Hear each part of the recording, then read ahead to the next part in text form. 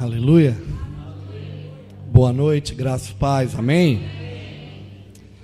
Aleluia.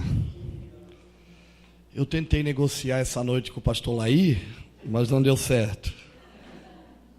Hoje pela manhã ele falou tão pouco tempo, né? Já estava na hora do almoço. E eu tentei negociar com ele, digo, pastor, fala mais um pouco. Ele diz, não, vai lá. Eu digo, o meu repertório já acabou, pastor. E sou grato a Deus por esse tempo, por essa oportunidade. Desde ontem pela manhã, nós tivemos aqui momentos de graça, da presença do Senhor, momentos de ensino, momentos de entendimento. E hoje pela manhã foi um tempo muito precioso. Podemos ouvir testemunhos daquilo que o Pai está fazendo por meio dessa congregação. Nós podemos ver Deus se movendo através dos seus filhos aqui nessa casa, e cada irmão naquilo que Deus tem encarregado, desenvolvendo os projetos de Deus na terra. Uns aqui no Nordeste, outros nos bairros da cidade, outros nas nações, e tudo isso alegra o nosso coração quando nós encontramos um povo que está aberto, disponível para aquilo que o Pai está fazendo. Então, estou muito feliz em conhecer os irmãos, ter esse tempo com o pastor Júlio, com a pastora, né, sentado à mesa, desfrutando de um ambiente familiar, desfrutando da comunhão, onde Deus tem nos proporcionado um tempo gracioso. Sou grato a Deus por esse tempo. Também vou embora, já pedi para o pastor Laí escrever a palavra que ele recebeu do Senhor e liberou nessa manhã, porque eu tenho uma filha de 20 anos e eu vou negociar com ela. Eu vou levar o áudio, me passa o áudio depois. Eu tenho conversado com ela, eu digo, filha, Jesus está à porta. Ele está voltando. A Escritura diz que o casado cuida da casa, né? E o solteiro se envolve com as coisas do Senhor. Nós temos uma obra para fazer. E o pai agora está mais envolvido com a casa. Tem que cuidar da casa. Então, dá continuidade àquilo que nós iniciamos. Muito boa essa palavra. Pastor Laí, ele estava preocupado. Ele falou, não posso pregar essa noite. Por quê, pastor? Tem algumas irmãs que vão querer me bater. Aleluia. Cadê o irmão do teclado? Cadê o meu companheiro de serviço? Chama ele depois aqui. Ele teve urgência? Então tá bom, não tem problema. Amém? Fica de pé um pouquinho, querido. Aleluia. Igreja é uma maravilha, né? Uma aeróbica. Senta, levanta, senta, levanta. Aleluia. Vamos orar ao Senhor. São dias pontuais. São dias que o Pai ele tem nos arregimentado de ferramentas para que a gente possa desenvolver a sua obra. São dias de decisões.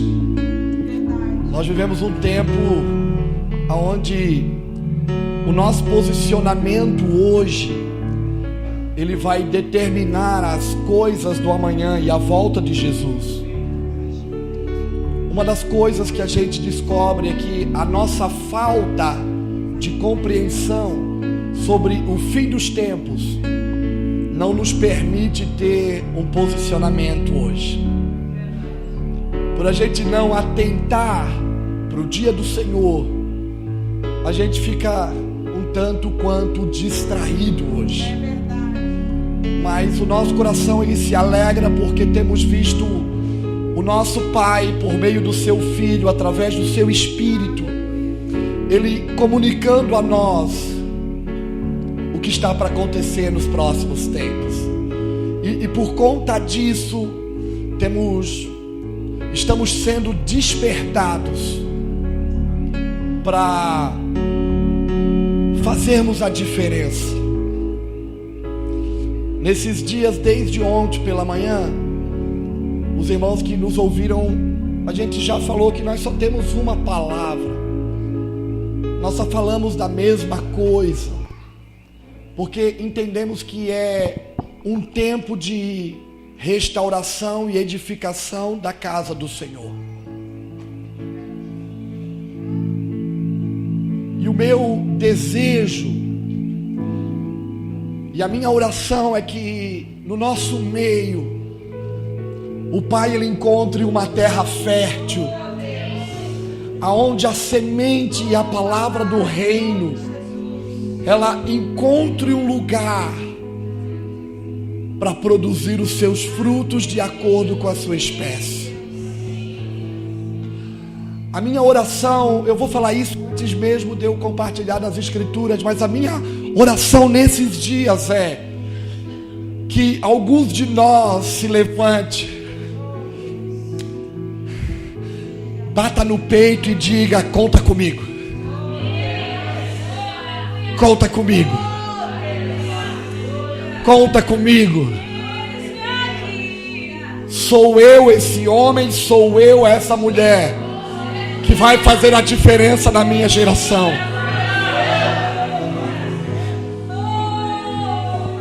Desde ontem nós estamos falando de uma coisa só e dizendo que já não tem mais a ver com a gente, tem a ver com Ele.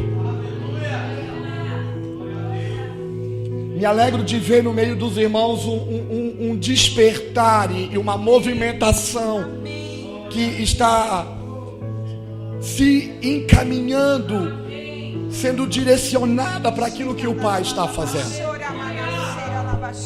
Aleluia. A minha oração é que na nossa geração se levante modelos, referenciais, que apontem, que sinalizem o caminho. Porque uma das coisas que eu descubro é que uma geração que perde os seus referenciais, ela também perde a sua vocação. E eu percebo que nos nossos dias nós somos uma geração sem modelos e com poucos referenciais. Uma geração que perde as suas referências, ela perde a sua vocação. A Escritura ensina em Gênesis 47, depois de José se revelar aos seus irmãos, então os seus irmãos voltam a Canaã e trazem Jacó e todos os seus pertences e todas as suas famílias e todos os seus bens, e eles vão e eles entram no Egito. Eles vão habitar na terra de Gósen. E a Escritura em Gênesis 47, do versículo 3 em diante, ela diz que José pega 5 dos seus irmãos e ele se apresenta a Faraó. E Faraó faz uma pergunta: qual é a vossa vocação? José com os seus irmãos respondem: os teus servos são pastores. Os filhos de Israel, eles entraram no Egito como pastores. Alguns séculos depois, algumas gerações depois, Faraó, amigo de José, morreu. José já não existia mais, Jacó já não existia mais. Seus irmãos morreram, outras gerações vieram, e os filhos de Israel perderam os seus referenciais. Êxodo capítulo 1, versículo 11, a Bíblia diz que o Egito colocou encarregados sobre os filhos de Israel, sobre os hebreus, e subjugou eles à escravidão. e transformou eles em construtores das cidades celeiros de Faraó, Pitom e Ramsés. O que eu aprendo com isso e por que eu estou falando disso? Porque uma geração que perde referenciais perde a sua vocação. Os filhos de Israel entraram no Egito carregando uma vocação, eram pastores. Algumas gerações depois, quando os referenciais se perderam, o Egito transformou eles em pedreiros. Muito parecido com o ambiente que nós estamos vivendo. Nós estamos no mundo, poderíamos dizer, no Egito. Mas nós somos cidadãos do reino de Deus e temos uma vocação. Somos pastores desse reino. Fomos chamados a pastorear no Egito. Mas eu percebo o Egito colocando uma sobrecarga. E por causa da falta de referência, nós temos nos tornado em pedreiros. Temos perdido a nossa vocação, perdido o foco das coisas. A minha oração é que nos nossos dias se levante no nosso meio homens e mulheres que se tornem modelos.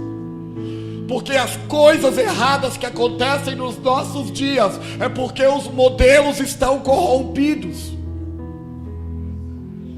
Muito do que é errado é porque se reproduz aquilo que se está vendo. E aquilo que eu estou vendo é errado, eu estou reproduzindo. Que na nossa geração nós possamos voltar à vocação que Deus nos confiou. Estamos no mundo, não somos do mundo.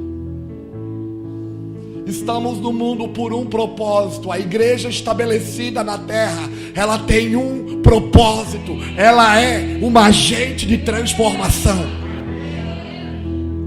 O propósito da igreja é transformar as coisas à sua volta. Porque a igreja de Jesus, de Yeshua, ela é a única instituição capaz de suprir as necessidades integrais de uma sociedade. Ela toca no pobre que come na rua, o que come na lata do lixo. E ela também tem a capacidade de tocar naquele cara que come no melhor restaurante da cidade. Ela tem o poder de transformar a vida do cidadão que dorme na praça. E ela tem o poder de transformar a vida daquele que dorme na melhor casa da cidade. Ela é a única instituição capaz de suprir as necessidades integrais de uma sociedade. E a minha oração é que o Senhor aqui em Garanhuns, a partir da vida dos irmãos, encontre uma terra fértil. Homens e mulheres que vão se colocar diante dele e vão dizer: conta comigo, conta comigo, conta comigo. Feche teus olhos. Aleluia. Checaralabassori me canta labarabachandaras. Anuki andaria jo fastobi canta labarabacai.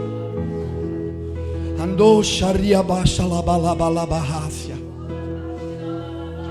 Clamamos pelo teu reino, Yeshua. Clamamos pelo teu reino, Pai. Clamamos pela manifestação da tua vontade. Nesses dias, nesse tempo, vem e rompe através da nossa vida. Nos submetemos à tua palavra, nos sujeitamos à tua vontade. Assim como o escritor de Hebreus, Pai, ele diz: queremos considerar a palavra de Yeshua, o teu filho. Nos submetemos àquilo que propõe o teu coração.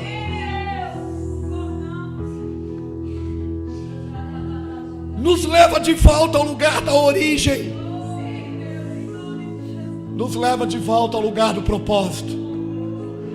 Vem e reina sobre nós.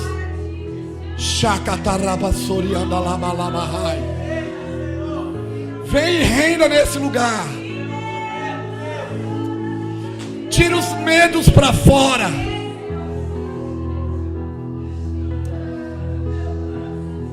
Aleluia. Aleluia. Tua palavra ensina que tu faz da estéril mãe de filhos e o solitário habitar em família. Vem, Senhor. Vem, Senhor, encontra em nós um lugar. Encontra em nós um lugar para te revelar e te manifestar. Aleluia. Xaramandalaramasori andarabahai.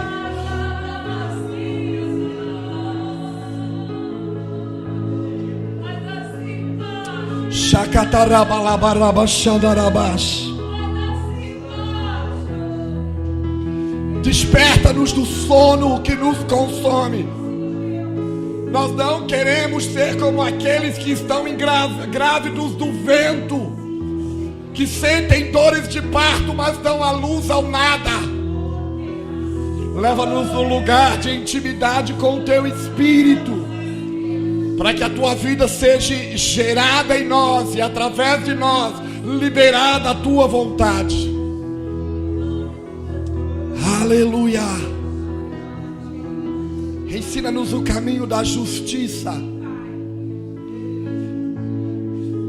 Tua palavra ensina que o teu reino não é comer e beber, mas é paz, justiça e alegria no teu espírito. Aleluia. Vem sobre os meus irmãos aqui nessa casa. Levanta no meio dessa congregação profetas às nações. Nós queremos liberar, Senhor, assim como em Antioquia, onde profetas e mestres oravam e pelo Espírito comissionaram a Paulo e a Barnabé ao apostolado. Senhor, faz dessa casa uma casa profética. Faz dessa casa uma plataforma de envio às nações, aos povos não alcançados, às tribos, a outras línguas. Como ouvimos nessa manhã pela pastora Sherry, Senhor, Antioquia, um lugar e uma plataforma de envio às nações.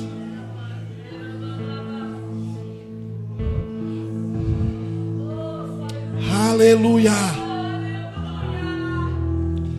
Não há nada maior do que o Senhor aqui. Não há nada melhor do que o Senhor aqui. Não há nada que desejamos, que desejo mais do que o Senhor aqui.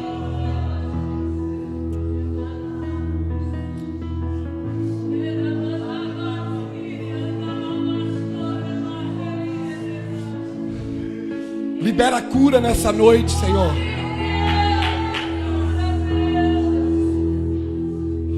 Renova a força dos cansados e libera a cura aos enfermos. Aleluia. Shakataramama cheia sube.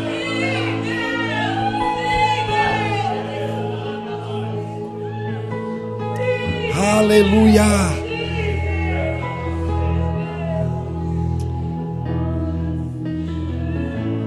Aleluia.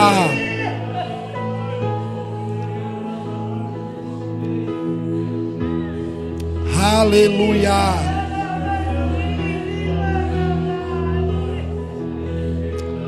Aleluia.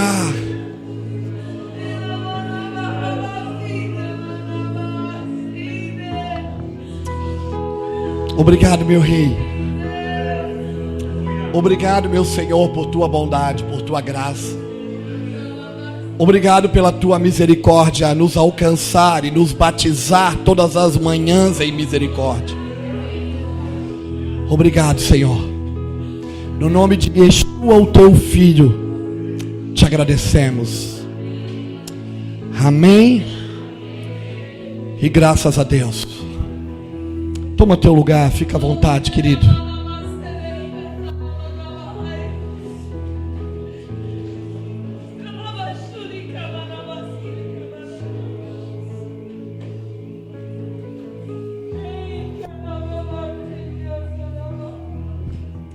Nesses dias, mais do que falar, nós estamos querendo entender.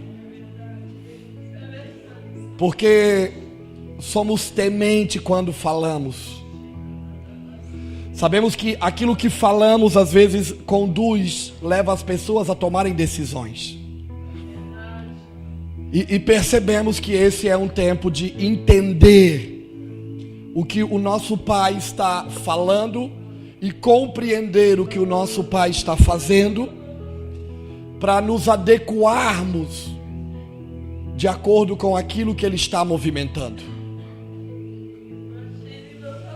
Então, nesses dias, tem sido desafiador, ou um desafio falar. Eu falava com o pastor Júlio, com o pastor Laí, que para nós muito melhor nesses dias tem sido sentar à mesa, no partir do pão e na comunhão. Tem sido mais fácil comunicar as escrituras e falar das coisas do reino sentado à mesa, porque não é um monólogo onde um homem fala e os outros ouvem, mas é um lugar de construção, onde temos a oportunidade de falar, mas também ouvimos. Então nosso coração nesses dias ele está muito preocupado, temente, porque gostaria de estar ouvindo e não falando, porque estamos, não vou dizer transicionando, mas estamos assumindo uma postura e um estilo de vida que desejamos estar de acordo com o que o Pai está fazendo. Como falamos ontem aqui pela noite, não tem a ver com o que estamos falando ou fazendo, mas com aquilo que estamos nos tornando. E eu quero me tornar algo concreto, real e verdadeiro. Tirar toda a maquiagem, todo o engano e ser transparente.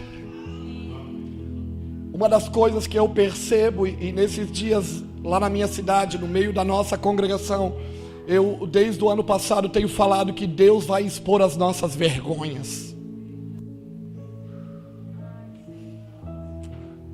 Deus vai expor as vergonhas da igreja brasileira.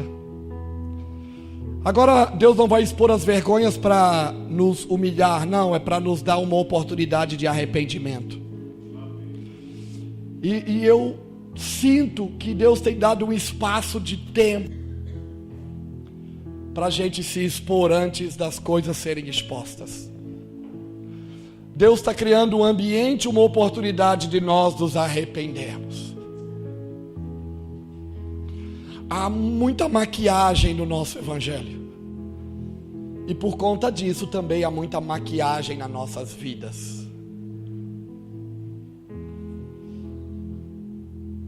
Eu quero me adequar, irmãos, àquilo que o meu Senhor está desejoso por fazer. Eu não quero passar em meio à minha geração desapercebido. Eu não estou em busca de fama, de título. Eu não estou buscando gravar um CD, ter meu nome estampado numa capa de CD. Eu não estou preocupado com essas coisas. Mas eu quero cumprir aquilo que o meu Pai me comissionou. Eu não quero que a vida passe e daqui 10, 15, 20 anos eu olhe para trás e eu diga: por que eu não tomei uma decisão lá atrás? Por que eu deixei as coisas passarem por mim e eu não me posicionei? Não, eu não quero ser assim. Eu quero viver, estou longe disso, mas eu quero olhar para a vida de Paulo. Quando ele está em Mileto, manda chamar os irmãos de Éfeso e ele se despede dos irmãos dizendo que está indo a Jerusalém e provavelmente nunca mais vai ver os irmãos. E ele diz que em nada ele tem a vida preciosa para si mesmo, contanto que ele complete a carreira e o ministério que ele recebeu do Senhor Jesus de dar testemunho do Evangelho da Graça. Uau! Paulo é uma inspiração. E quando eu leio o fim da vida de Paulo, quando ele escreve a Timóteo, a sua segunda carta a Timóteo, são as suas últimas palavras. Paulo, ele estava preso em Roma, quando ele escreve as suas últimas palavras, e já não era mais uma prisão domiciliar, ele estava num cárcere. Ele estava num lugar onde ele sabia que ele iria sair dali para o martírio. Mas ele escreve a Timóteo, e no capítulo 3 e 4 de Timóteo, ele começa a revelar o seu coração. Primeiro ele começa a dizer: Timóteo, vem logo me ver. A gente percebe que Paulo estava com saudade. Ele começa a dizer: olha, todos me abandonaram. Ele começa a dizer: um eu enviei para Éfeso, outro eu enviei para outro lugar. Teve alguns que me deram problema e esses eu entreguei a Satanás. Ele diz: eu estou sozinho. Só Lucas está comigo. Penso eu, Lucas era médico, Paulo já avançado de idade. Lucas permaneceu junto de Paulo para aliviar talvez as dores da sua prisão. Mas o que mais me chama a atenção é que no fim da vida de Paulo, ele pode dizer com toda a convicção: combati o bom combate, completei a carreira e guardei a fé. Uau! Como eu anseio chegar no final da minha vida e poder falar essas coisas. Completar a carreira que me foi proposta. Aleluia! Que o Pai nos ajude a isso. E sabe que eu sinto, Ele quer nos ajudar para isso. O Espírito está nos encorajando, nos capacitando e trabalhando para o nosso aperfeiçoamento, para que a gente desenvolva o ministério que Ele nos concedeu. Aleluia.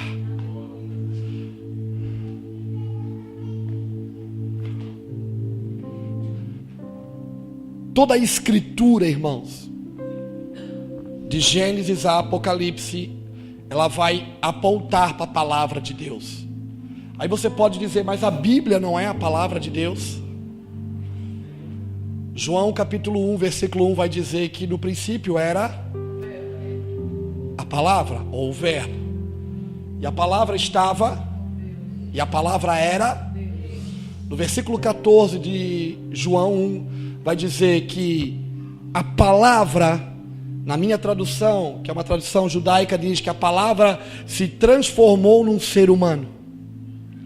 Ou a palavra se fez carne e habitou entre nós. E podemos ver a sua glória como a glória do Filho de Deus. Toda a escritura, ela aponta para um lugar, para a palavra viva, que se fez carne e habitou entre nós. Jesus, Yeshua, o Cristo, o Messias, o Rei dos Reis e Senhor dos Senhores. Agora, a mensagem principal de Yeshua, de Jesus, era uma.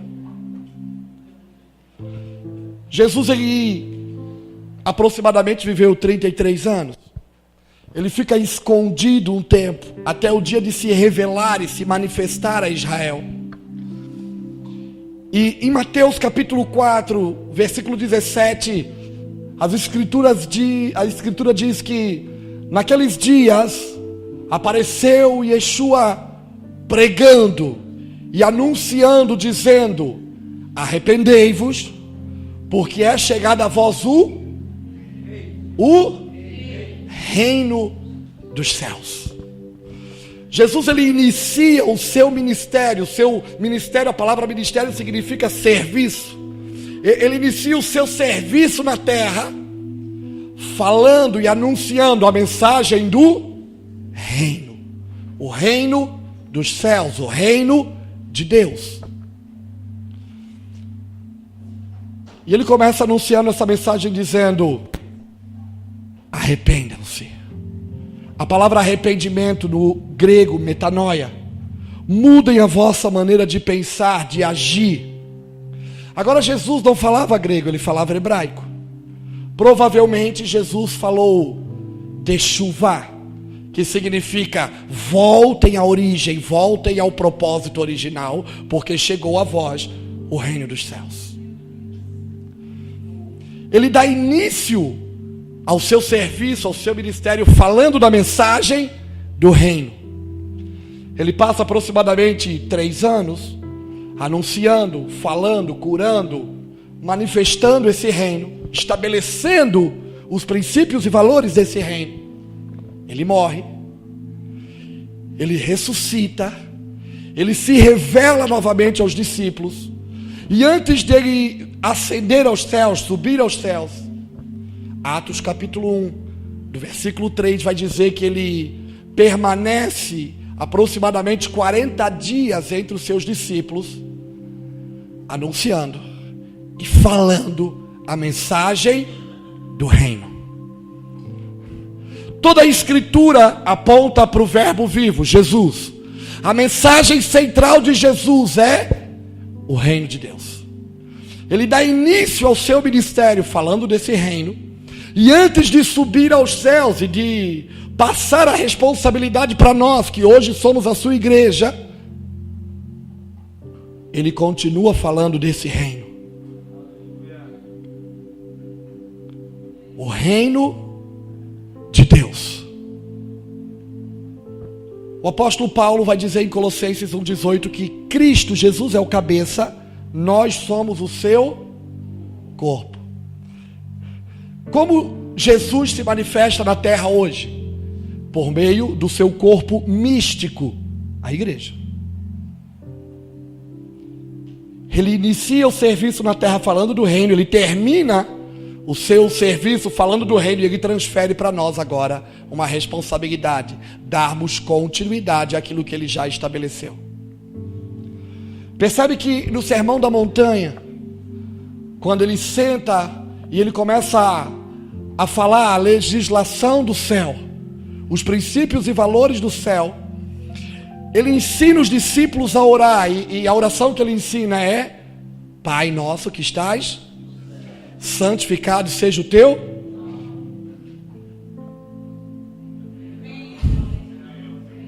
Como? Venha a nós o teu reino, seja feita aqui como. A mensagem central da Escritura é Jesus, e a mensagem central de Jesus é o reino de Deus.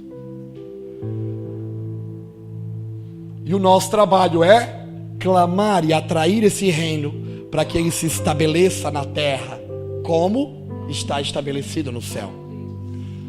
A palavra reino, ela vem do grego basileia.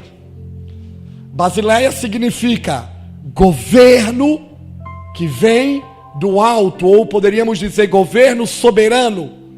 Uma tradução mais apurada vai dizer que é um governo que não pode ser comparado com o governo do mundo, porque é um governo justo. Não há injustiça no governo de Deus. E como eu sei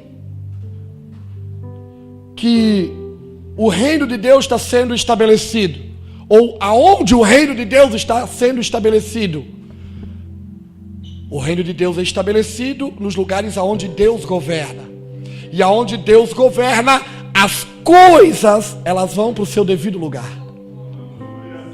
As coisas, elas tomam forma de justiça, de retidão, de santidade. Aquilo que estava em desordem começa a tomar ordem. Aquilo que estava desconectado começa a ir para o seu devido lugar. Deus fez as coisas perfeitas. Lá no Éden, Adão, ele governava com Deus sobre todas as coisas. E tudo era perfeito. Adão foi feito à imagem de Deus. A palavra hebraica tselem. Adão foi feito a tselem de Deus, que vai nos dar uma conotação de Adão estava à sombra de Deus. Agora, quando Adão peca, qual é a primeira coisa que a terra produz? Espinhos. A terra começa a entrar em desordem. Por quê? Porque Adão saiu da sombra de Deus. Por que as coisas estavam em ordem? Porque quando a criação olhava para Adão, quem que ela via? A criação olhava para Adão e via Deus, e as coisas mantinham-se em ordem. Mas quando Adão peca, a terra produz espinhos e abrolhos e começa a entrar em desordem. O que Yeshua veio fazer? Jesus veio fazer? Restaurar a ordem das coisas. Se eu me torno a imagem e a semelhança dele, a tselem dele, e ando à sua sombra, quando a criação, as coisas à minha volta, elas olham para mim, quem que elas veem? Vem Deus, vem Jesus, o Espírito do Pai. E as coisas vão tomando forma e vão se ordenando, elas vão para o seu devido lugar. Então, como eu sei que o reino de Deus está sendo estabelecido em uma cidade, quando as coisas estão indo para o seu devido lugar, quando as coisas tomam forma, o reino de Deus, ele traz organização. Por que nós somos desafiados a servir o pobre? Porque no reino de Deus não há fome, não há injustiça. No reino de Deus não há acepção de pessoas. Há uma necessidade nesses dias de nós restaurarmos as coisas, de nós refletirmos a tselem, a sombra, a imagem de Deus, para que a criação comece a ir para o seu devido lugar. O trabalho de preparar um povo e preparar um caminho para que Jesus possa retornar é porque quando ele voltar, ele vai reinar sobre todas as coisas. E quando ele estiver aqui durante 1000 anos, todas as coisas vão tomar a forma devida, voltando ao propósito original, Teshuvá. Agora, por que eu estou falando disso? Porque a nossa religião evangélica, crente, ela nos ensinou algumas coisas, mas ela não falou todas as verdades. Durante muitos anos, nós temos sido ensinados sobre salvação, não é isso? E parece que a salvação é o ápice de tudo. E nós entendemos que salvação, ela não é um fim em si mesmo. Salvação é uma porta de entrada para que eu possa desenvolver, viver e estabelecer o reino de Deus aqui na terra como no céu.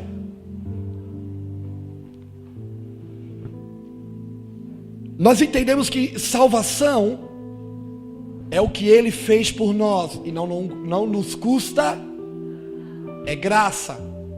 Porque se eu tiver que fazer alguma coisa para ser salvo, logo eu anulo o sacrifício de Jesus na cruz.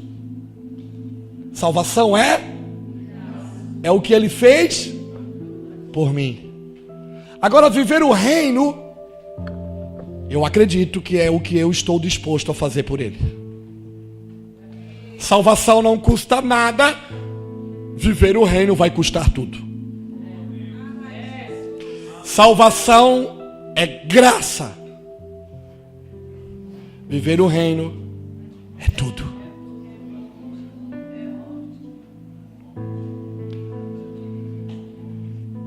Durante muito tempo a gente foi ensinado, venha na igreja e receba, não é isso? Seja abençoado. Agora nós já somos abençoados em Cristo Jesus das regiões celestiais. quando pelo seu sangue Ele nos remiu de todo o nosso pecado e nos livrou do estado de morte para um estado de vida.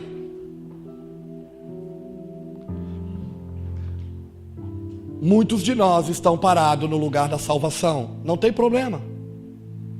Mas nós não fomos chamados só para ser salvos, nós fomos chamados para viver o seu reino.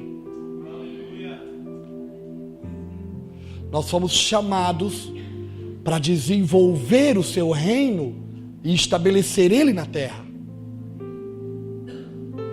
Durante muitos anos a palavra é venha e receba. Na palavra do reino é venha e dê. E morra. E sacrifique. E abra mão. E renuncie. Quando eu falo disso, 2 textos vêm na minha mente. Para definir o que seria salvação. Não custa nada. Certa feita Jesus está ensinando os discípulos, Mateus 11. No versículo 28 ele diz assim: está cansado? Está sobrecarregado? Vida miserável, desgraçada, né? Não aguenta mais? Vinde a mim. Vinde a mim, vós que estáis cansados e sobrecarregados, e eu vos aliviarei. Vem cá, deixa o teu fardo pesado, o teu jugo pesado, e aprendei de mim que sou manso e humilde, tomai sobre a tua vida, meu fardo é leve, meu jugo é suave. Para ser salvo eu vou aonde Ele está, eu só preciso fazer isso. Vinde a mim. Vinde a mim. Isso é salvação. Eu não preciso fazer nada. É só ir aonde Ele está e me render a Ele. Agora, para viver o reino, o texto que vem na minha mente é Lucas, capítulo 9, versículo 23. Lucas 9, 23 fala que... Quer me acompanhar? Quer andar comigo? Nesse a si mesmo. A cada dia tome a sua cruz. Quem quiser ganhar a sua vida vai perder. Mas quem perder a sua vida por amor de mim vai. Agora o mesmo Deus que diz: vem cá, deixa teu fardo pesado, teu jugo pesado. Agora Ele diz que eu tenho que carregar uma cruz. Eu falo disso aqui porque são as nossas escolhas que vão determinar o tipo de relacionamento com o céu que nós vamos ter. Somos alguém que estamos salvos, glória a Deus e aleluia. Essa é a nossa religião. Agora, eu não fui chamado para ficar aqui. Ele está dizendo: eu não sou salvo pelas boas obras que eu faço, mas eu sou salvo para fazer as boas obras que Ele já estabeleceu para que eu ande nelas.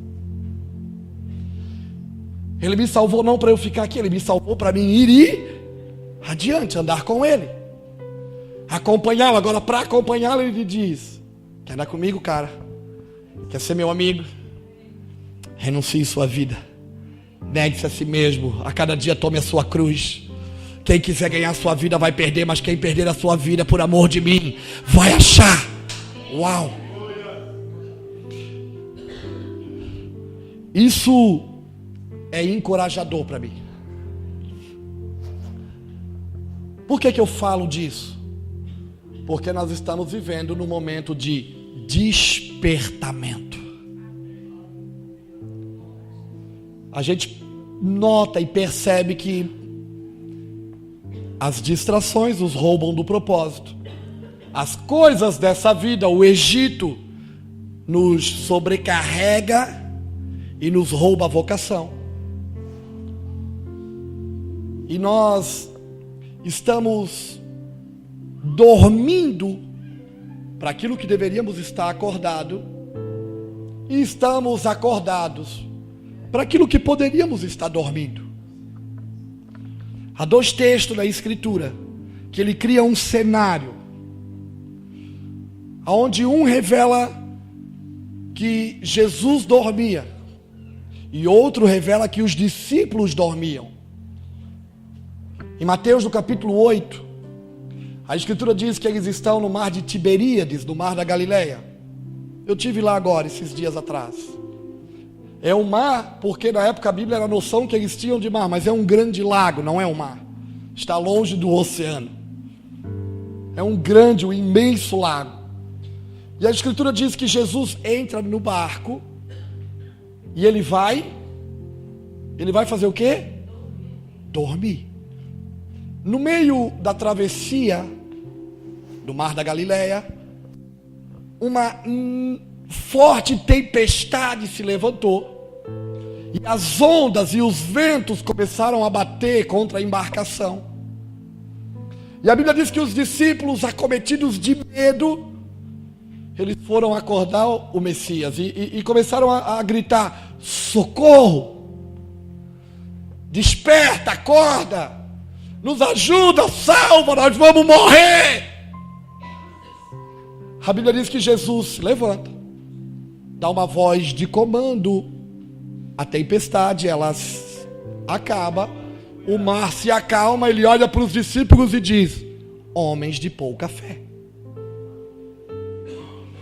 Tem outro cenário, em Mateus 26, que Jesus está no Getsemane, e Jesus leva alguns discípulos com ele, e ele fala com os discípulos, Pedro, Tiago, João, e diz: fiquem aqui, vigiem comigo, porque eu vou um pouco mais adiante, eu vou orar ao Pai.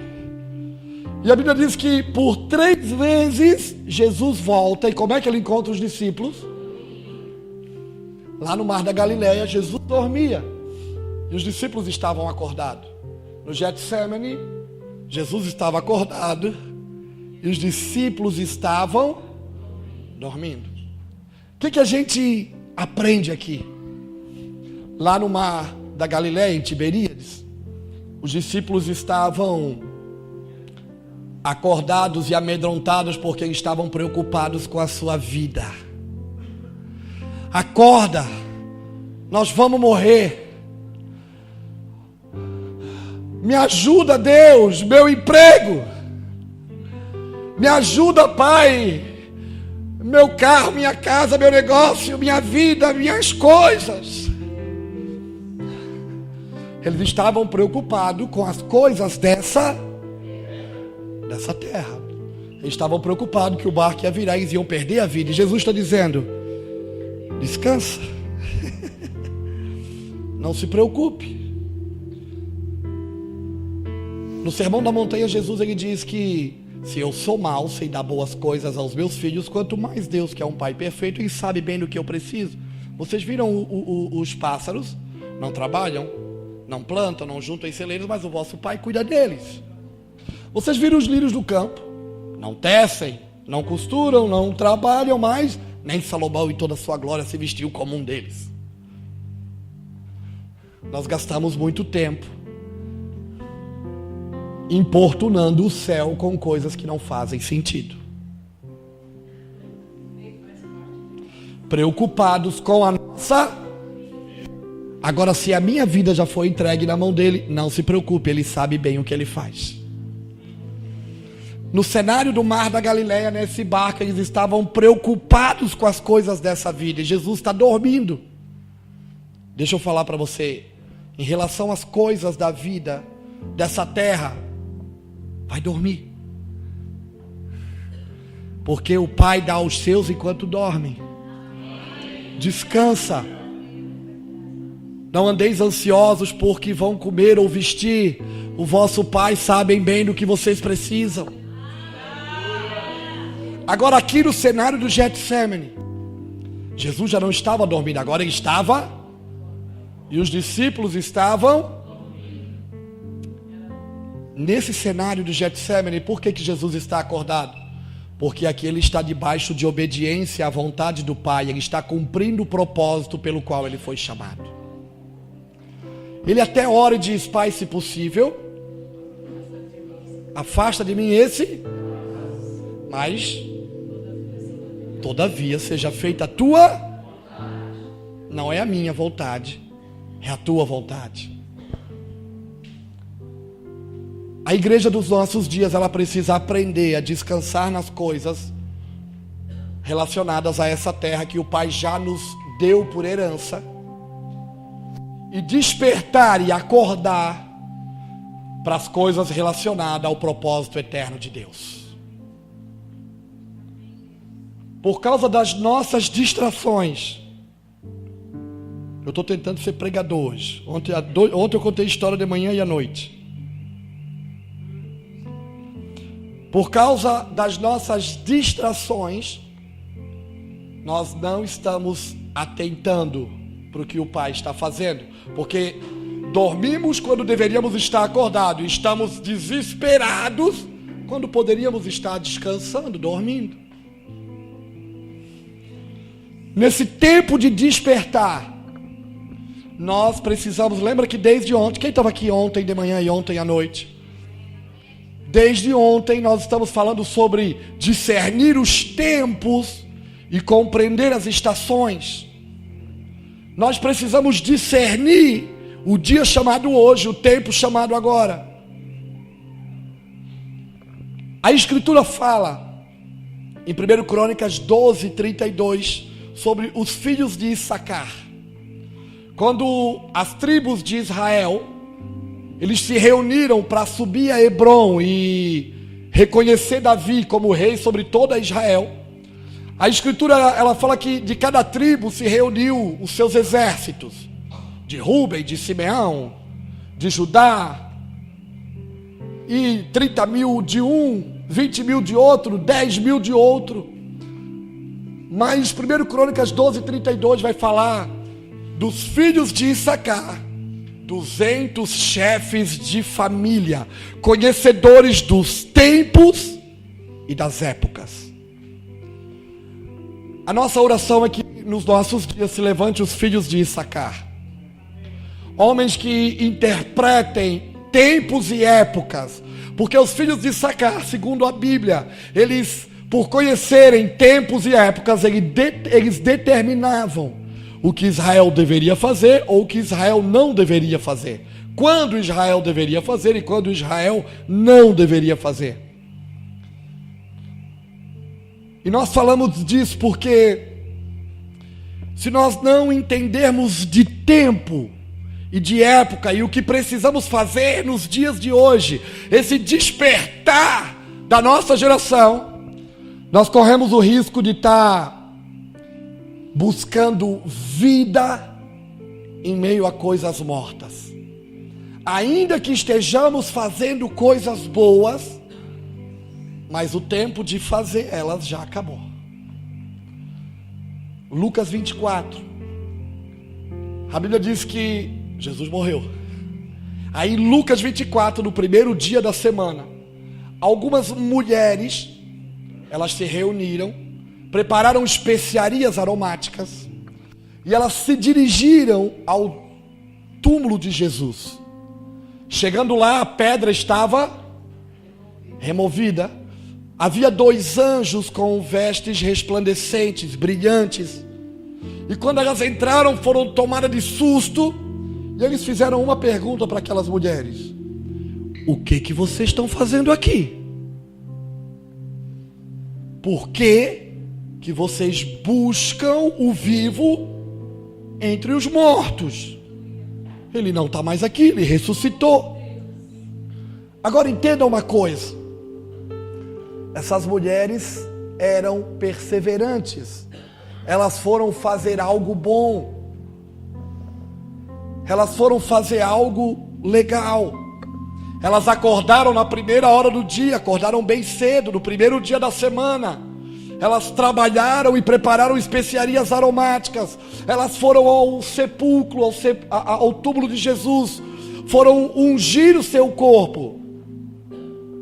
Mas o tempo de ungir o corpo de Jesus já tinha passado. A gente entende que nesses dias, se nós não entendermos, procurarmos entender o que o céu está comunicando, ainda que estejamos fazendo coisas boas, já não são mais necessárias, porque o tempo já passou. Agora a Bíblia também fala de uma mulher que entende de tempo. Mateus 26 vai falar que Jesus está jantando na casa de um certo Simão.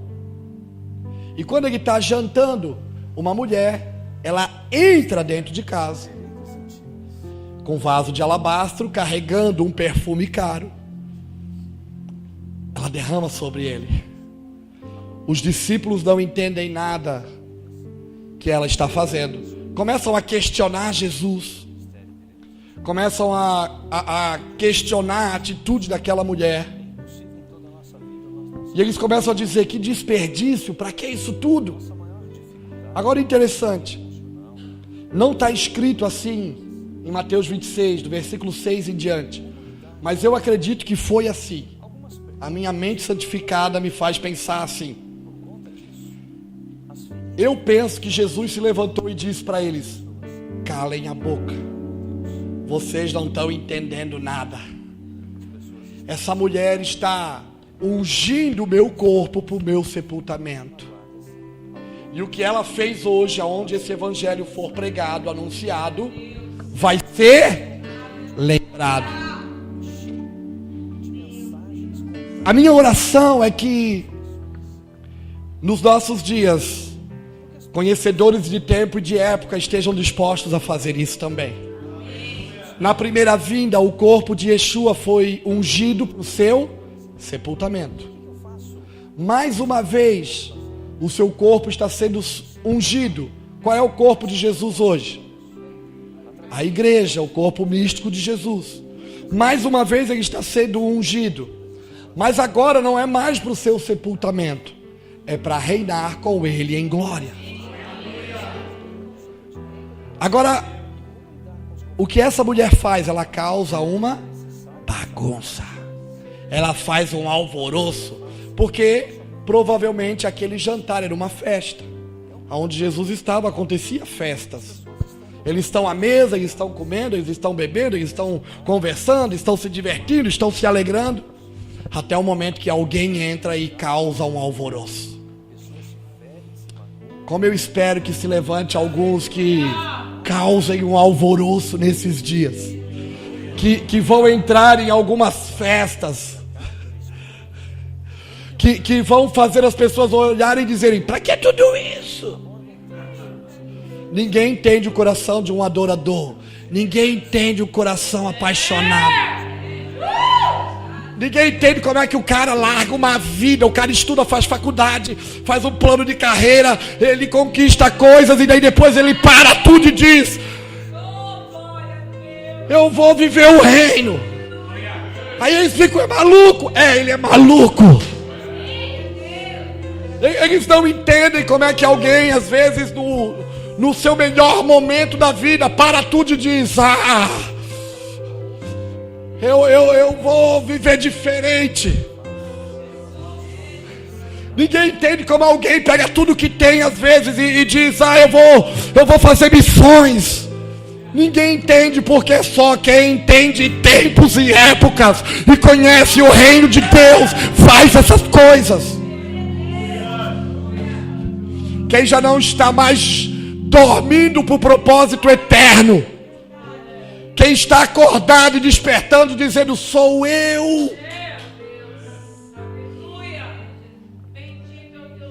Entendem isso? Como é que esse cara é maluco?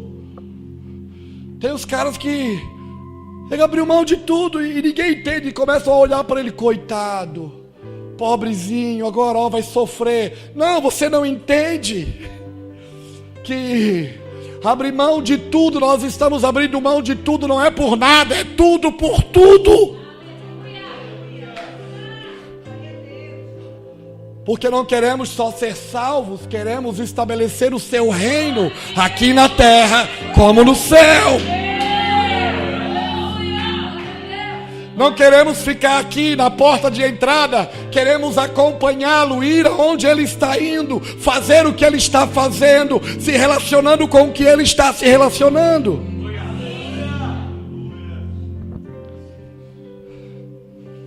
Conhecedores de tempos e de épocas, que estão nesses dias entrando em algumas festas e fazendo um alvoroço.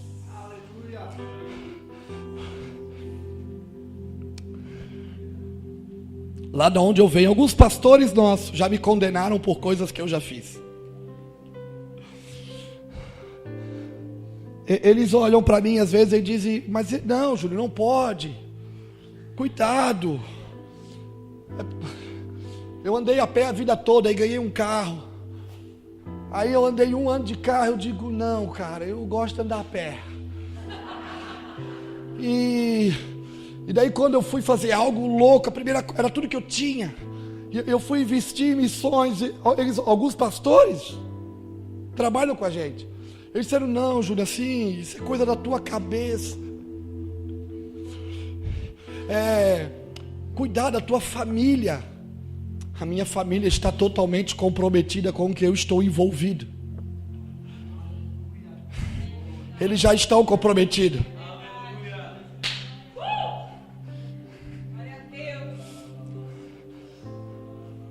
As pessoas pensam que a gente está dando tudo para passar trabalho. Não, irmão.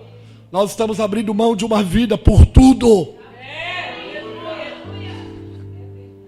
Eu não troco a minha vida de renúncia pela vida daquele cara que tem tudo.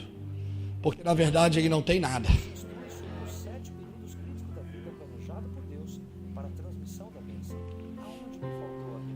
Meu Senhor nunca me desamparou, nunca me deixou só.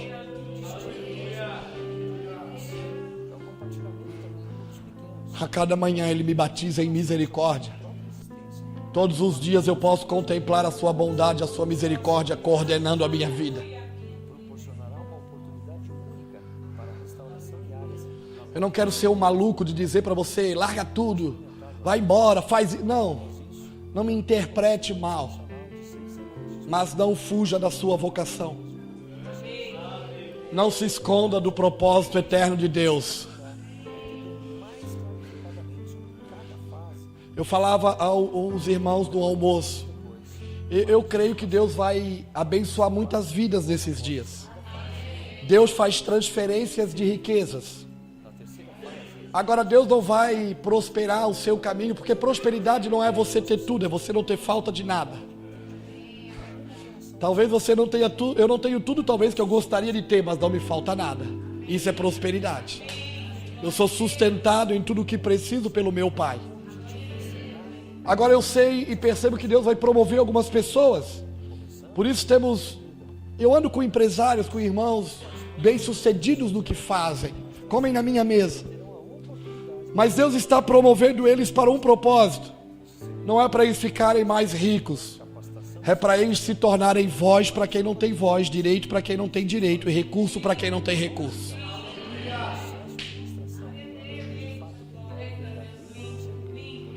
Provérbios 31:8, a Bíblia diz, erga a voz em favor do que não pode se defender. Erga a voz e julgue com justiça a causa do desamparado. Erga a voz.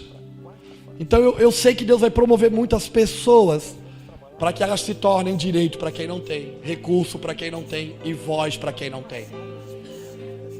Então não tem a ver em você talvez largar, talvez a sua vocação é essa.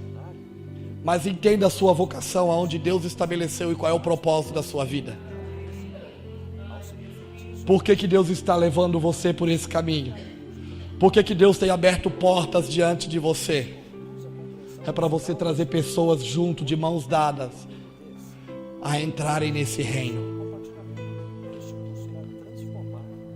A falta de compreensão de tempos e de épocas pode nos levar a um lugar, ainda que a gente faça coisas boas, já não são mais necessárias. Por isso nós precisamos estar atento ao que o Pai está falando e ao que Ele está fazendo.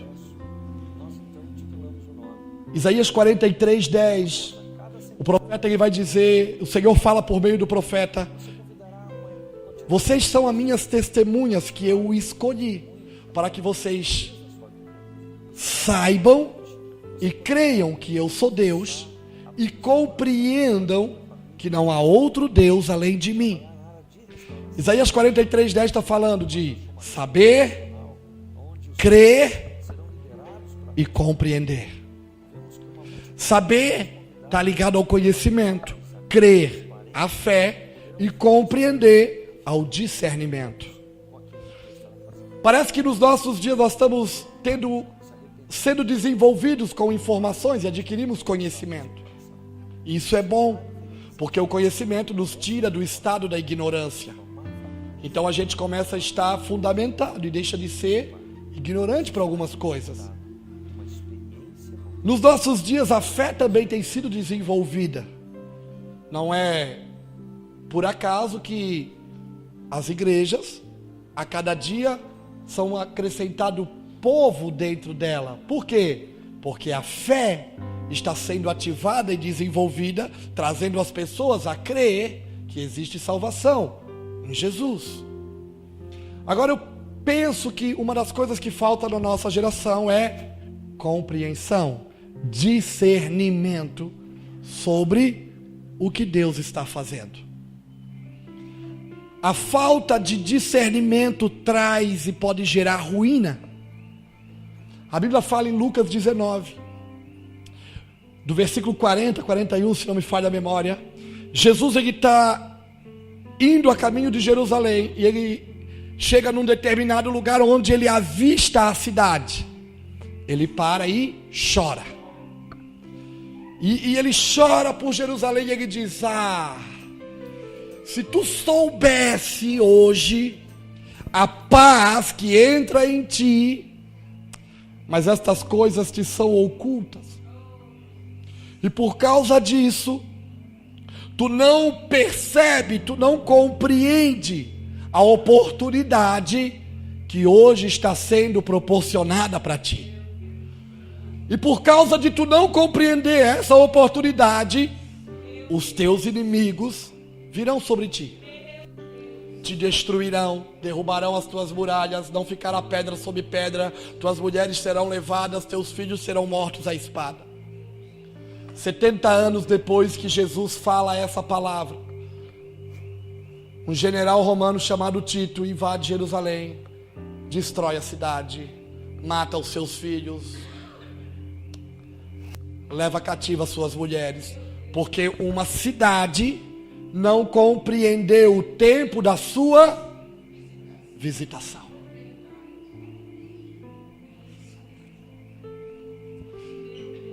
Por favor, Garanhuns.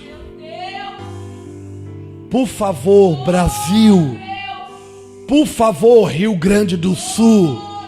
Por favor, Santa Catarina. Por favor, Brasil. Entenda e compreenda o tempo da tua visitação. Acorda, desperta do sono, levanta e compreende. A paz está vindo sobre ti. Uma comissão, um comissionamento está vindo sobre ti.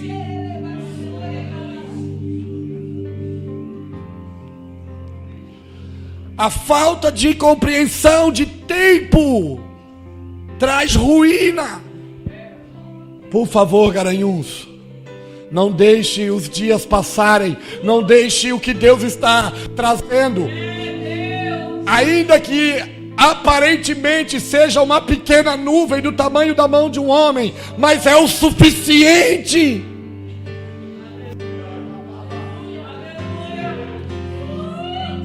Não se escondam daquilo que Deus quer fazer. Não limitem o propósito do Pai. Se sujeitem àquilo que Ele está propondo. Se tornem essa mulher que vai ungir o seu corpo, não mais para o sepultamento, mas para reinar com Ele em glória. Aleluia! Os irmãos entendem isso?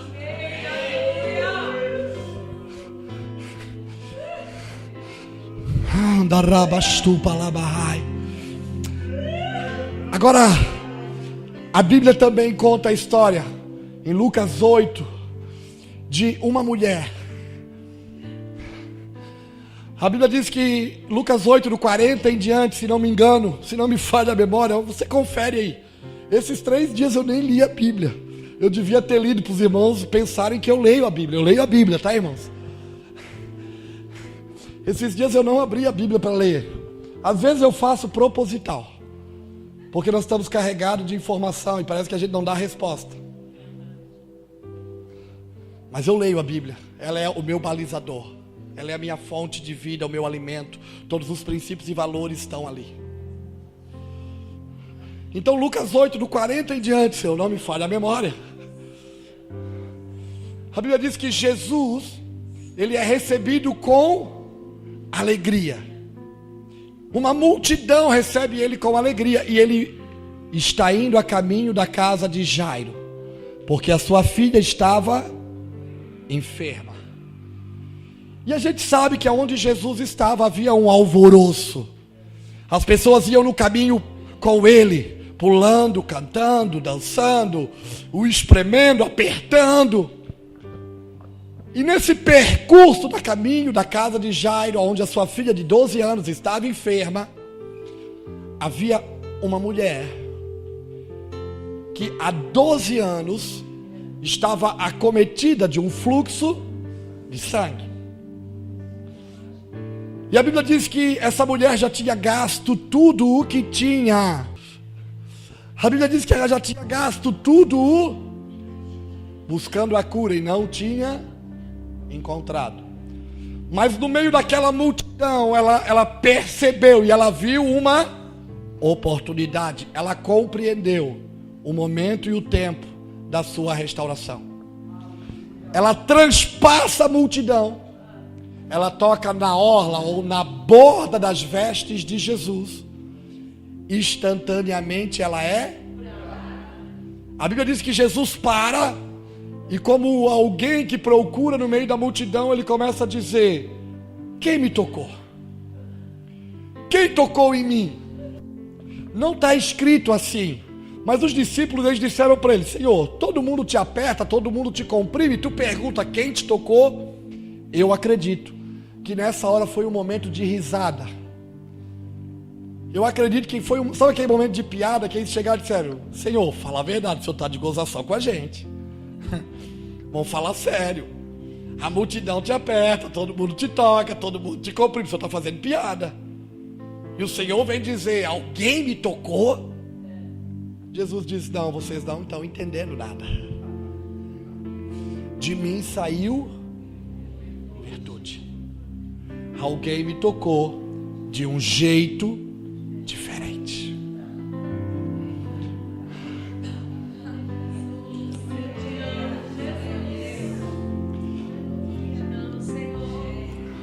Agora entenda uma coisa. Essa mulher, ela toca na borda, na orla das vestes de Jesus. Essa palavra borda, orla, no original eu não sei a pronúncia correta do hebraico, mas é tzit, tzit, mais ou menos isso. Talvez não é a pronúncia correta, mas é tzit, tzit. Ela tocou na tzit, tzit. Agora havia um mandamento, uma lei que Deus deu a Moisés. Em Números, no capítulo 15, no versículo 37.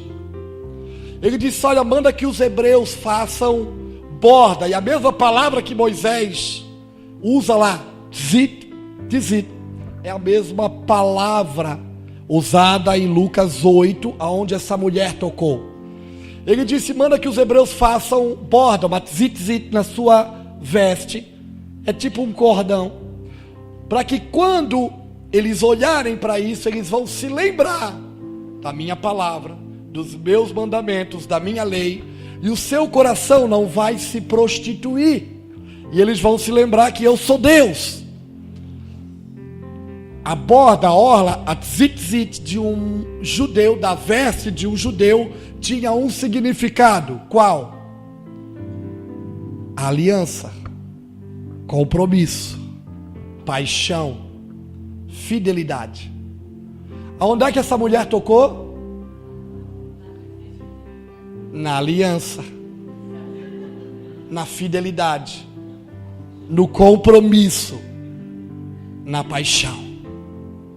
Porque era isso que representava as bordas da veste de um judeu. Agora, a mulher na escritura representa quem? Há um cenário. Uma menina de 12 anos e uma mulher que há 12 anos doente. Percebe que a menina de 12 anos, ele está indo aonde ela está para curá-la, para ressuscitá-la. Mas a mulher de 12 anos doente, ela precisa sair da onde está e ir aonde ele está e tocar nele. Eu percebo que há uma igreja que nasceu por esses dias, e porque ela nasceu em meio a um modelo errado e sem referenciais, ela está acometida de enfermidade. Mas ele está indo aonde ela está para curá-la. E há uma igreja que já existe há alguns anos e ela veio acometida de fluxo de sangue há muitos anos, que ela precisa sair agora da onde ela está e tocar novamente na aliança, na palavra, na paixão e no compromisso.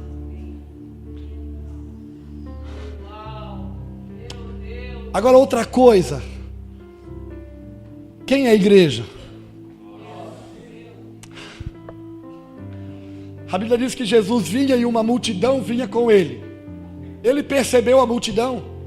Ele parou para procurar no meio da multidão. Só quando alguém tocou nele de um jeito diferente. Eu confesso para os irmãos que eu não quero ser mais um no meio da multidão. Eu quero ser alguém na minha geração que está tocando na aliança, na verdade da sua palavra, no compromisso, na fidelidade, porque isso está fazendo ele parar e procurar e dizer: quem está me tocando? Quem é esse homem? Quem é essa mulher que está comprometido comigo? Quem é esse homem que não quer só ser salvo, mas quer estabelecer o meu reino, quer andar comigo, quer me acompanhar, está disposto a abrir mão da sua vida? Outra coisa, a Bíblia não diz que essa mulher era casada, mas a Bíblia diz que ela gastou tudo o que tem. Uma mulher não tinha nada, quem tinha era o seu marido. Dá para a gente acreditar e se entender que esta mulher era casada, ela tinha marido. Agora Levíticos 15 diz que uma mulher acometida de fluxo de sangue, nos seus dias de fluxo de sangue, ela não podia ter relacionamento com seu marido, ela não podia ter contato com ele.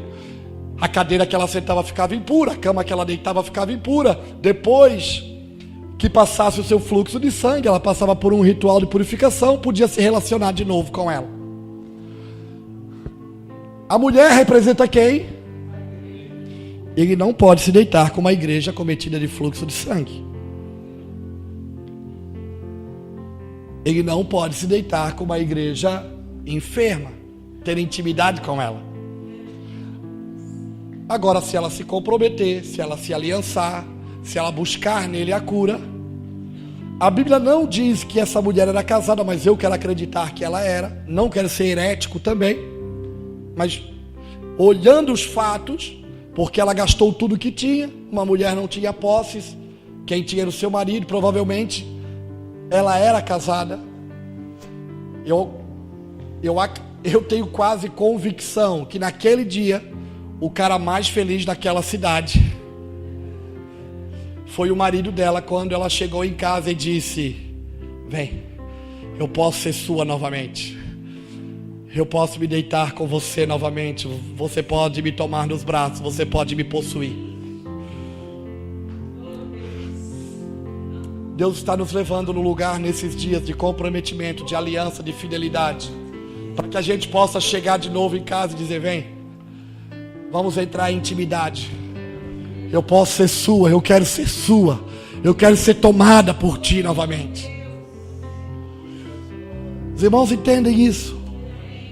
Eu não quero falar besterol aqui, ser herético, mas a Bíblia é uma carta de amor, de um pai que busca uma noiva, que está arranjando uma noiva para o seu filho casar.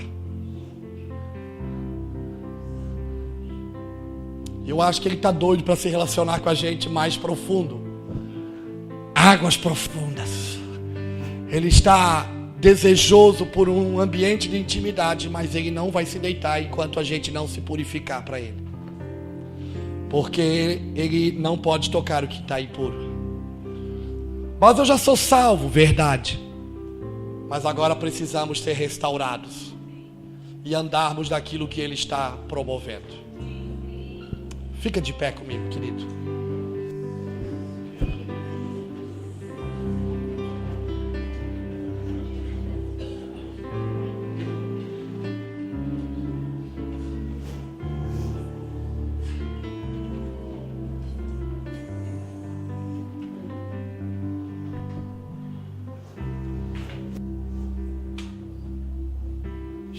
Estamos trabalhando para estabelecer esse reino, esse governo.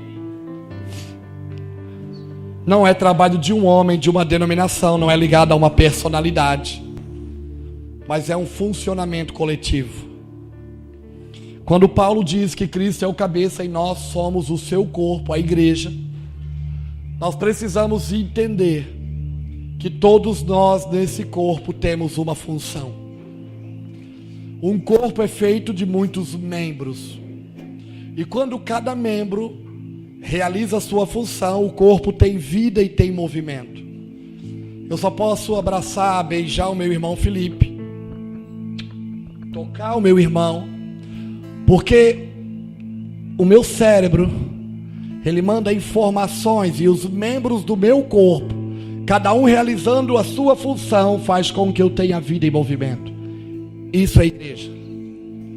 Um corpo que tem um cabeça chamado Yeshua, o Mashiach, Cristo, Jesus. E nós somos membros desse corpo.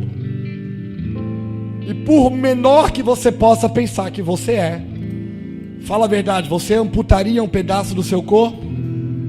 Tudo aí faz sentido e tudo aí tem uma função, não tem? Às vezes a gente quer dar uma melhoradinha, mas a gente não amputaria ou tiraria um membro do nosso corpo só porque estamos incomodados que ele está ali. Não, ele tem uma função. A igreja desses dias precisa despertar e exercer cada membro a sua função para que ela tenha vida e movimento. O que nos falta de movimento é porque falta responsabilidade nossa de exercer nossas funções. Lembra quem estava aqui que eu falei ontem? Não tem a ver com títulos ou com cargos. Tem a ver em entender o propósito eterno de Deus. Aleluia. Eu quero orar com os irmãos. E desde já dizer que foi um tempo precioso. Amanhã a gente está indo embora, voltando. Vamos descer para Petrolina e depois vamos para casa quinta-feira. Estamos com saudade de casa. Eu preciso ficar um pouco em casa esses dias. Meus filhos, minha esposa, eu acho que também precisam de mim um pouco em casa. Mas sabe, faz parte das minhas escolhas e da escolha da minha família. Quer andar comigo? Negue-se a si mesmo. A cada dia toma a sua cruz e de lugar em lugar por onde vamos e onde passamos, nós somos muito bem tratados. Sempre nos dão talvez a melhor cama da casa. Sempre procuram botar a melhor comida na mesa. Mas eu confesso que eu gosto mesmo é de dormir na minha casa. Eu gosto mesmo é de comer a comida da minha esposa. Eu gosto mesmo é de sentar na sala e brincar com meu filho, com os meus filhos. Mas é a minha escolha. Eu escolhi andar com ele e fazer a sua vontade nesses dias. Não tem mais a ver com a minha vontade. Cada dia que eu entro no avião e que eu saio da minha casa para fazer algo, ainda que não seja pregar, mas em algum lugar fazer missões ou trabalhar numas bases de missões que nós temos. Quando eu vou arrumar a mala, a minha esposa me acompanha, ela passa a roupa, deixa tudo arrumadinho em cima da cama, e eu gosto de arrumar a minha mala, arrumo do meu jeito. E daí quando eu estou arrumando a mala, eu olho para ela e eu digo, para que eu fui dizer que eu ia? Eu não faço o que eu gosto, eu faço o que é preciso. Eu gostaria de estar em casa. Eu gostaria de sair daqui a pouco para botar meus filhos no carro e comer uma pizza com eles. Eu gostaria de chegar em casa e ter uma noite e desfrutar da minha esposa. Nos últimos 25 dias eu tive em casa 4. Você pode dizer, é loucura, é. mas foi a nossa escolha, nossos filhos, nossa esposa e nossa casa escolheu para esse momento viver isso. Não estamos fazendo o que gostamos, estamos fazendo o que fomos encarregados. Cada vez que temos que usar esse microfone para nós é um peso. Eu falei brincando, mas era verdade quando eu disse: quer pregar, pastor Laí? Porque tamanha é a responsabilidade quando falamos em nome do Senhor. Não tem mais a ver com a nossa vida, querido. Agora sabe de uma coisa, eu não troco isso por nada.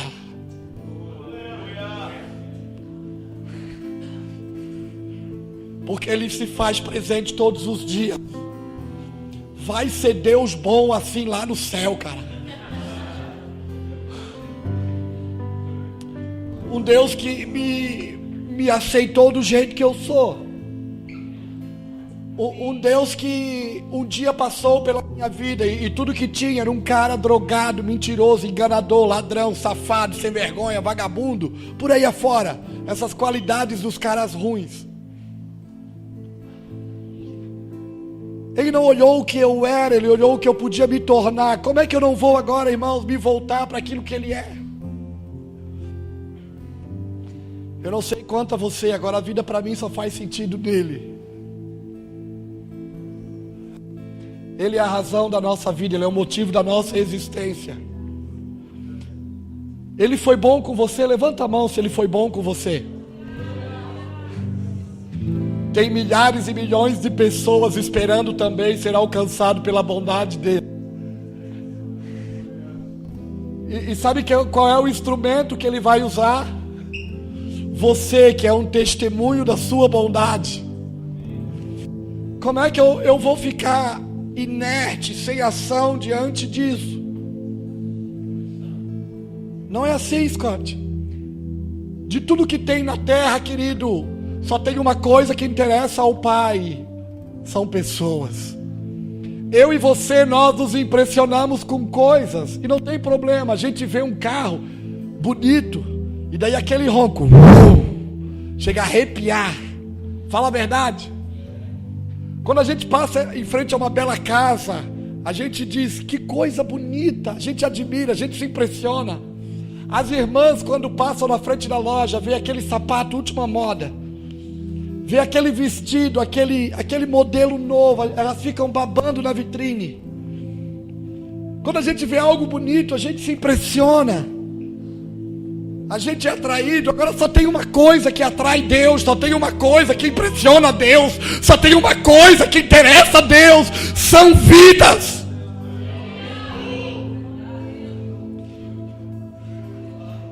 E nós entendemos que Deus tem um propósito. Qual é o propósito de Deus? Ganhar o mundo. E Deus tem um método que vai usar para cumprimento do seu propósito. Qual é o método de Deus? Se chama igreja.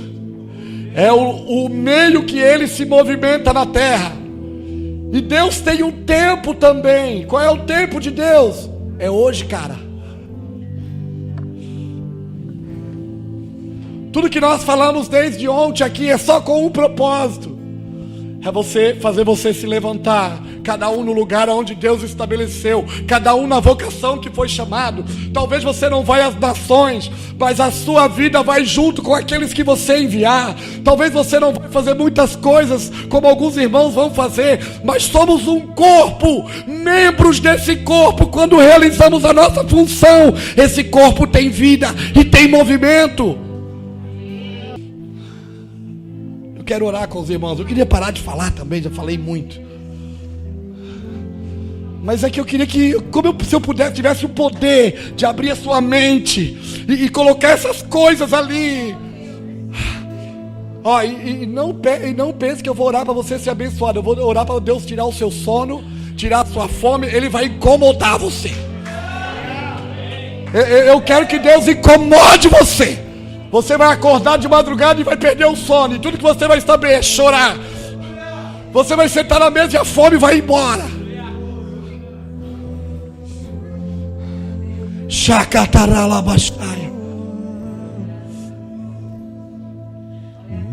Te levanta, Garanhuns. Te levanta, Pernambuco, Antioquia. Vamos ter uma plataforma de envio.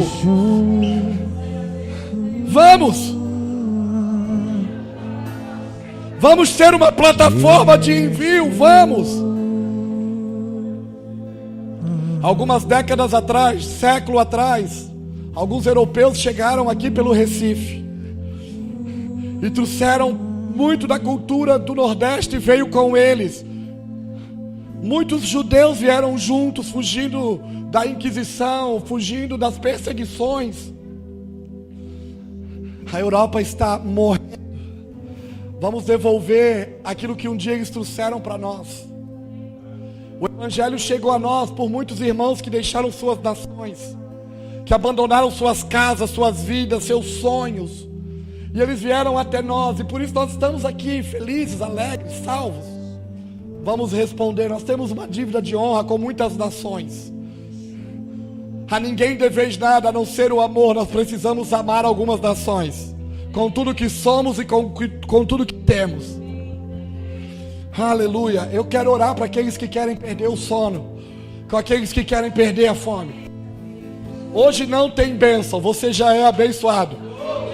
Hoje eu quero comissionar você. Apocalipse 22:12, a palavra de Deus diz: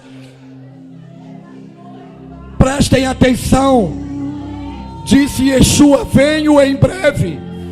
Minha recompensa está comigo para dar a cada pessoa de acordo com o que tenha feito.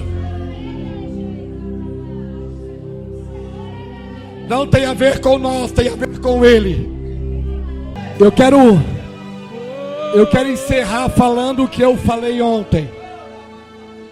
Não é o que vamos fazer, não é o que estamos falando, mas é aquilo que estamos nos tornando, uma voz, uma mensagem em meio a uma geração corrompida, nos tornando uma palavra viva, dando vida à profecia sobre a nossa geração. E para isso precisamos estar disponíveis. Aleluia. Que o Pai vos conduza, que Deus direcione os passos, que o Pai tire o seu sono, que Ele tire sua fome.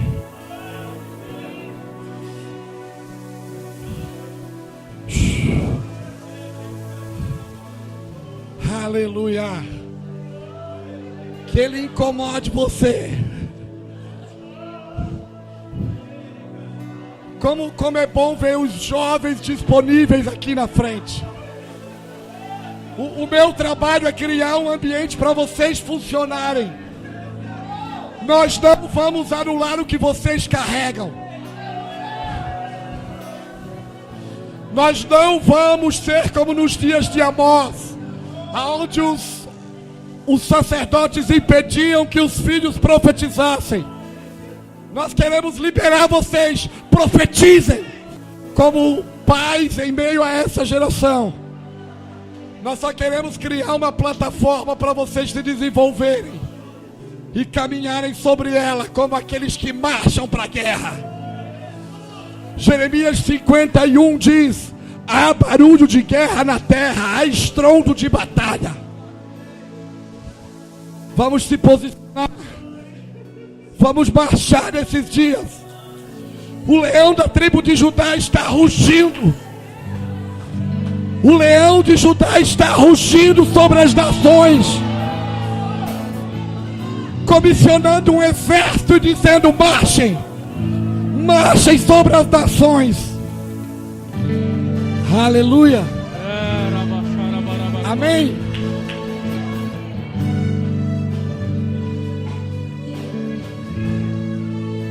Tenha uma boa noite acordado. Que o Pai vos abençoe.